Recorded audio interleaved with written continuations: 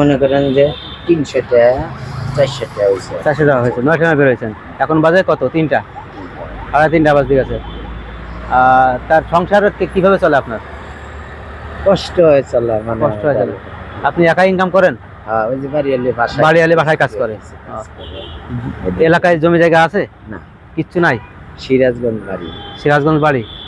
যমুনা সেতুর ওই পাশে। আচ্ছা, যমুনা সেতুর ওই পাশে। যে কাইলা কান্দাপাড়া গ্রাম আছে। হ্যাঁ, আচ্ছা আচ্ছা। তা সেই জমি জায়গা নাই, কি হয়েছে জমিগুলো?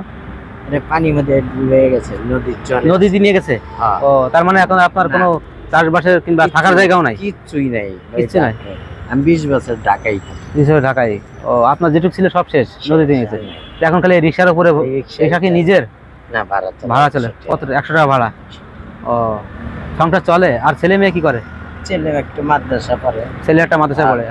হাফেজি পাস করা যাইব না, মনে করেন ওই কিছু হালকা পাতলা কাম করবে, মানে খরচ বেতন দেওয়া পারেন না। ও, খরচ দিতে পারেন না, মাদ্রাসার বেতন দিতে পারেন না, এই জন্য সে পড়তে পারে নাই। এই জন্য 20 ভাড়া করে। আপনার কষ্ট হচ্ছে দাঁড়াইতে, তাহলে এখানে বসেন। হ্যাঁ, এখানে বসতে পারেন যদি কষ্ট হয়। তা 20 পারা পড়ছে, তারপরে আর পড়তে পারে নাই। তারপরে কয় যে পড়বো কিছু চাকরি বাকরি করে। ও, আচ্ছা আচ্ছা। এই জন্য। তার মানে আপনি এত অভাবী যে আপনি ছেলেটাকে পড়াতে পারতেছেন না। আপনিও তো বেশি সুস্থ না মনে হয় দেখে। হ্যাঁ, আপনার কি মানে কোনো রকম, মানে একবেলা খান আর একবেলা খান না? সকালে বিস্কুট পরোটা খাই। আচ্ছা আচ্ছা। এই জামু সন্ধ্যার সব, তারপরে ওই আমার কিছু কিনবো খাই। তা কাঁদছেন কেন আপনি? কাঁদতেছেন কেন? আমার কষ্টে কান্না এসে যাচ্ছে? কাঁদেন না, বুঝলেন?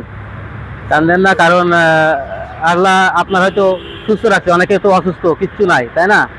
সেগুলো তো ওইগুলো চিন্তা করবেন, তাহলে দেখবেন আপনি ভালো আছেন।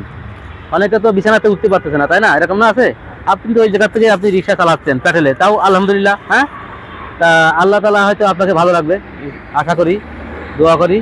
আর মনে শক্ত রাখবেন, মন শক্ত রাখবেন এবং কিছু করে খাবেন এই চিন্তা করবেন, হাত পাতবো না এই চিন্তা থাকবে, তাইলে আপনি কিন্তু পরিবর্তন হবেন ইনশাআল্লাহ। আপনার ছেলেকেও ওইভাবে বলবেন যে কারো কাছে হাত পাতবি না, হ্যাঁ, আমরা করে খাবো। তা আসলে যার দুঃখ সেই জানে, যার দুঃখ সেই জানে। আসলে গল্প শুনলে অনেক গল্প শোনা যায়, এই কষ্ট আসলে শেয়ার করা পড়ছিকালে, কারণ মানুষ যে কত কষ্টে আছে, কত নিঃস্ব, এটা মানুষের সাথে কথা বললে বোঝা যায়। তাই এই ভাই সিরাজগঞ্জে বাড়ি, তার আসলে জমি জায়গা ভিটে বাড়ি পর্যন্ত নাই। আজকে আসলে কবর দিবে কোথায় সেটাও কিন্তু তার কোনো জায়গা নাই, কবর দেওয়ার জায়গাটাও তার নাই। কিন্তু তবুও সে তার আল্লাহ যতটুকু সুস্থ রাখছে, সে ইনকাম করে